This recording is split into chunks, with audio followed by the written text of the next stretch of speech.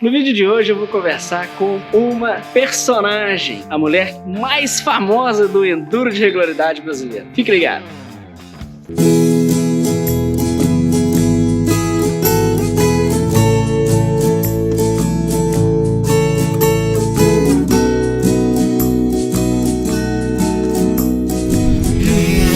Tá bom, senhor? Olha só quem tá do meu lado aqui em Viana do Castelo. Se você tá ligado no canal, você sabe que tem dois vídeos nesse mesmo fundo aqui.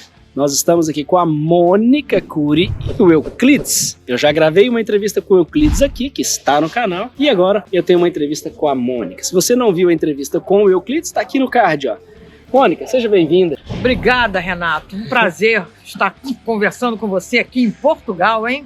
Que chique, hein? É, chique para todos nós, uma alegria, uma satisfação recebê-los aqui. Para você que não sabe, fico muito feliz que tenha a oportunidade de acompanhar esse vídeo, espero que queira assistir. A Mônica é a desbravadora das mulheres no off-road nacional. Foi certamente uma das primeiras, se não a primeira, no Brasil inteiro a começar a andar de moto nas trilhas e também fez vários enduros ao longo da vida, participou da organização de provas e nós vamos bater um papo aqui neste vídeo sobre um pouquinho da história dela, que tal como a do Euclides é muito grande, a gente precisa reduzir ao máximo para que o vídeo fique interessante e pronto, fique uma história legal a ser registrada. Mônica, e aí? Quando é que você começou nesse esporte de moto sobre duas rodas? E eu já adianto, com motos muito mais pesadas do que temos hoje em dia. Pois é, Jeca. Eu sempre tive vontade de ter moto, né? Mas meu pai e minha mãe diziam, moto só com seu dinheiro. Era uma coisa assim, parece que para eles era uma coisa impossível.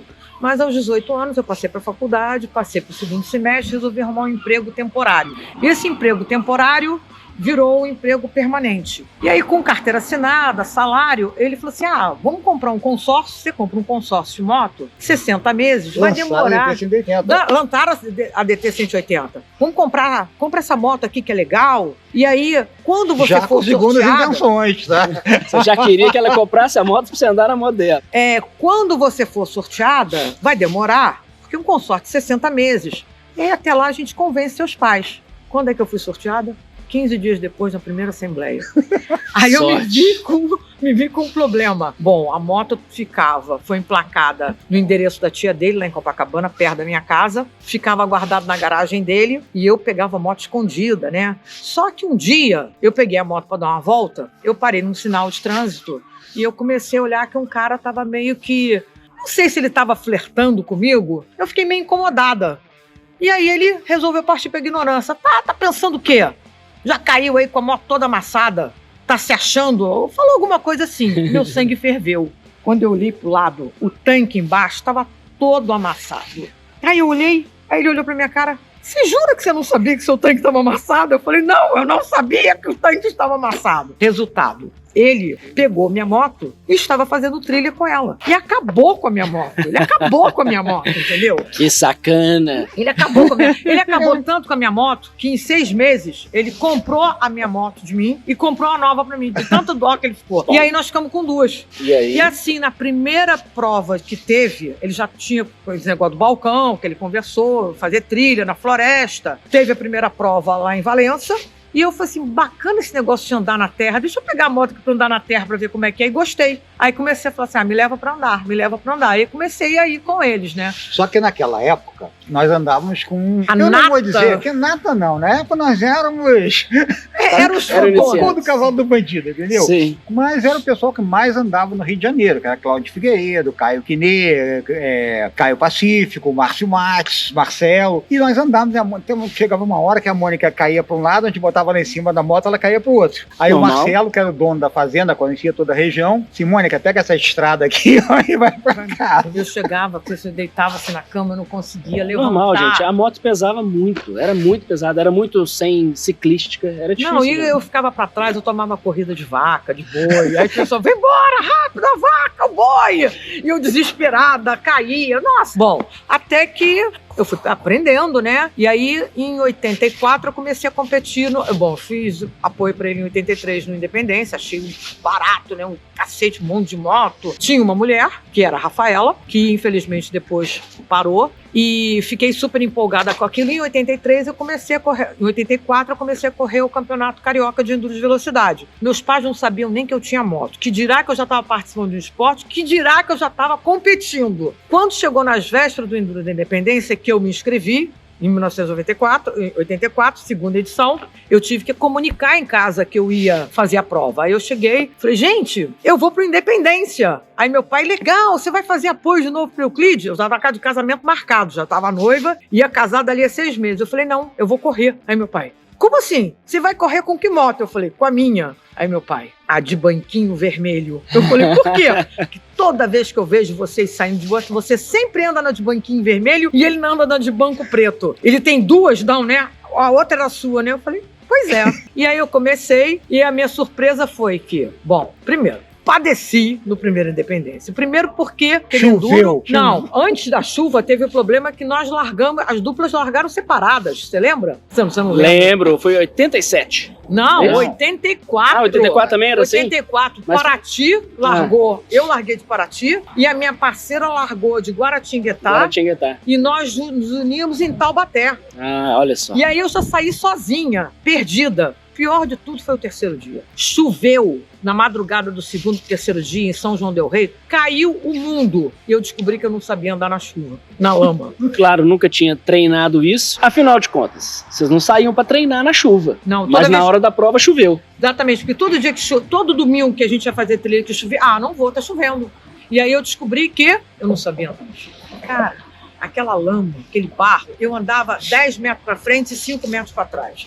Mas aos trancos e barrancos eu cheguei em Belo Horizonte, toda roxa, dolorida, mas valeu a experiência. Esse ano eu fiz com uma mulher, no segundo ano, em 85, eu fiz com uma mineira, muito gente boa, e que foi assim, eu conhecia um cara, um piloto não, era um treieiro, ele não competia, ele era um treieiro mineiro, que eu conheci quando a gente ia fazer prova lá, que eu ia de apoio para o Euclides, eu conheci o Léo. E o Léo acabou me juntando com a Débora, que era uma mineira. Eu conheci a Débora no dia da largada do Independência, a gente só falava pelo telefone. E nós nos demos super bem, e a Débora ficou minha amiga durante um bom tempo, depois eu acabei perdendo contato e foi bacana. Em 86 eu fiz de novo com uma mulher, mas aí eu descobri que eu já estava começando a andar bem. Eu falei assim, não, acho que eu não quero mais isso não. Foi quando o Euclides me chamou para andar com ele, e aí eu achei legal, e daí parti, eu fiz parceria com um grande amigo nosso, amigo dele de adolescente, né? E eu corri com ele até o Independência abrir dupla na Júnior. Momento surpresa do Jeca Joia, então, é o seguinte, em 1998, no meu primeiro Enduro da Independência, eu também fazia, além do limpa trilha, eu colocava os PCs em alguns pontos da prova. E aquela prova largou no Rio de Janeiro,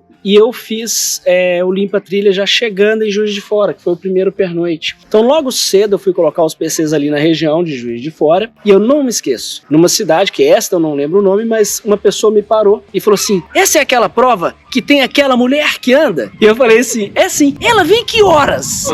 A pessoa só queria saber que horas que a Mônica ia chegar. Mônica, você apareceu muito na televisão naquela época. Como é que era isso? Todo lugar que você parava, o pessoal vinha fazer entrevista, você dava autógrafo. Sim. Dá uma lembrança boa. A cidade foi Viçosa, tá? Não foi Viçosa, foi ali perto de Juiz de Fora. Não, sabe de nada, inocente. Foi perto de Juiz de Fora, alguma cidade ali no litoral de Minas Gerais. Na verdade, eu fui garota propaganda do Independência durante muitos anos. A assessoria de imprensa do Enduro, eles me ligavam quase 2 meses antes da prova e me mandavam para tudo quanto era programa de televisão, fotografar. Tinha assim, tem um piloto internacional na prova, a Mônica vai com ele. Tem o cara mais velho que vai correr o Enduro, a Mônica vai com ele. Tem o cara mais novo que vai, a Mônica vai com ele. Tem o colunável. Tem o colunável, tem o rico, tem os... Eu ia sempre, todas as sessões de foto, evento, e eu fazia a propaganda para eles, né? Então, programa de televisão, até samba de primeira eu fui.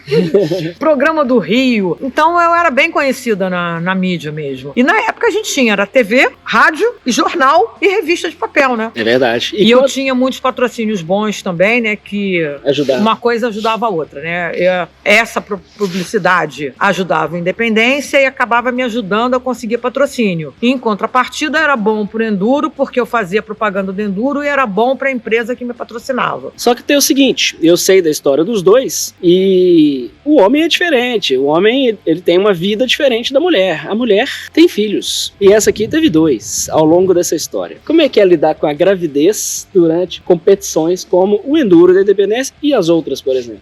Por exemplo, eu tive uma gravidez que foi interrompida, eu não sabia que estava grávida e foi no Enduro de Velocidade em 1987. Eu tomei o tombo de uma duna. Eu errei, na verdade eu não errei o caminho. Eu fui socorrer um piloto que caiu, tomou um tombo feio e eu sabia que na outra duna, porque a prova passava 2 voltas, eu sabia que na outra duna tinha um PC. Então eu saí um pouquinho fora do percurso para subir a duna e achar o PC e pedir para ajudar. Só que quando eu cruzei a duna, essa duna tinha um buraco e eu caí uns 3 metros de altura e a moto caiu por cima de mim. Eu me machuquei bastante. E uns 15 dias depois eu comecei a ter um sangramento, fui ao médico e o médico me falou que eu estava com 3 meses de gestação e já perdendo. Sim, a gente sente muito. Eu ainda tentei, ainda fiquei uma semana sob cuidados médicos, né, tentando ver se o bebê segurava, mas não segurou. Enfim, aconteceu.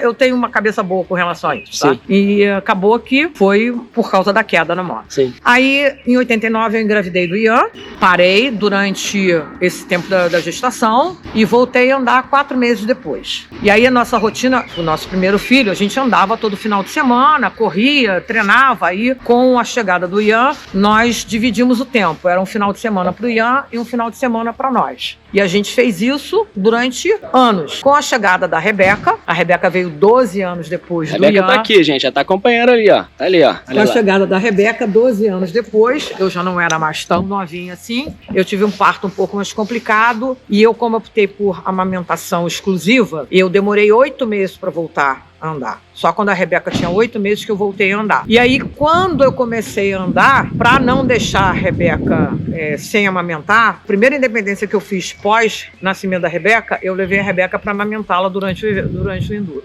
Então, eu sou a prova viva que, trabalhando, casada, com filho, gravidez, com idade, eu continuei a fazer. Fala isso aí, ó, pra sua mãe, pra sua esposa. Se ela tem que ter primeiro é vontade. Se ela tem vontade, fala que vale muito a pena, né, Mônica? Vale muito a pena. Vamos trocar de câmera, porque acabou uma bateria, vamos pra outra. A Mônica estava falando e nós somos muito gentis e educados, porque ela tem um comentário muito interessante a fazer sobre as vantagens, né, em toda a situação da mulher que anda de moto.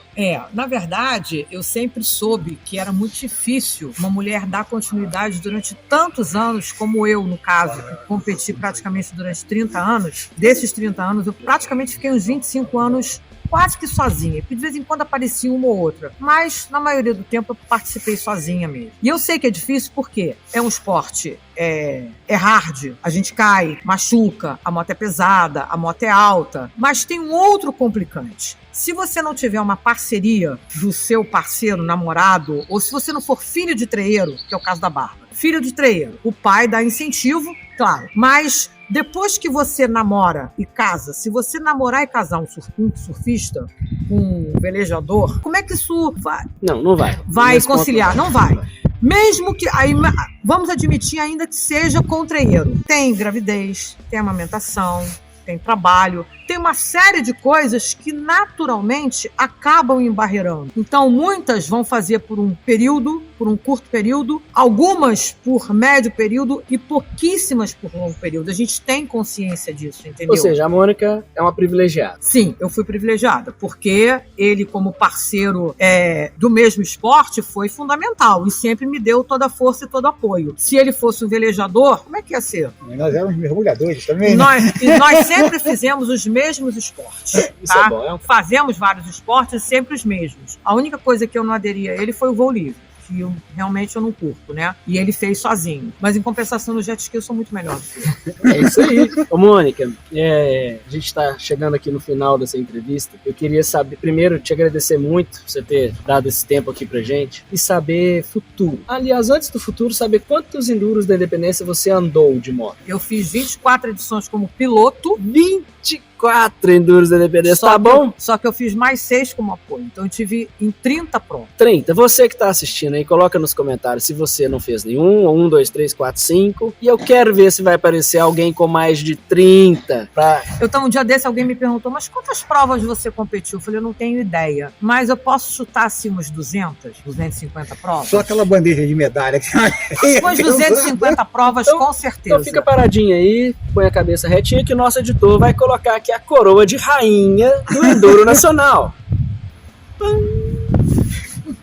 Mônica, e como é o off-road na sua vida ainda? Ainda anda de moto? Tem a mesma dificuldade do Euclides de ir para as trilhas e tudo? A mesma dificuldade, temos sim, sabe? Até porque hoje eu tracei outros caminhos na minha vida também, e aí a coisa fica muito mais complicada. Eu realmente gostaria de conseguir voltar a fazer uma independência aquele glamour que tinha para passear, não para competir, para passear. Que eu costumo dizer, se nós temos a categoria de Master a over 65, é porque claramente há uma diferença entre tocados. Sim, claro. Por quê? Porque quando você tem 18 anos, você tem juízo de menos e hormônio de mais. Mas quando você tem quase 60, você tem juízo de mais e hormônio de menos. Então, o custo do acelerador não precisa ser tão grande. Até porque a gente não leva nada para casa a não ser aquela famosa medalhinha. Então, levar um machucado muito sério e uma semana de cama ou até uma coisa mais séria não é legal, entendeu? Então, você tem que saber a hora de você reduzir a mão e fazer a coisa para se divertir e não para se machucar. Eu sempre fiz isso, porque como eu competia com homens, eu tinha certeza que eu não ia conseguir vencê-los. Eu fazia para me divertir, para provar que eu podia estar ali e que eu podia praticar. Nem que eu chegasse em último, eu não estava nem aí. Eu queria era fazer, chegar, ganhar minha medalhinha e dizer assim, a Mônica chegou aqui. Se eu cheguei mais rápido ou mais devagar, para mim não importava, entendeu? Olha, eu andei de moto com os dois e andei de moto com a Mônica e posso dizer, ela queria mesmo fazer o que ela fazia. Ela tinha muita garra, muita determinação para fazer,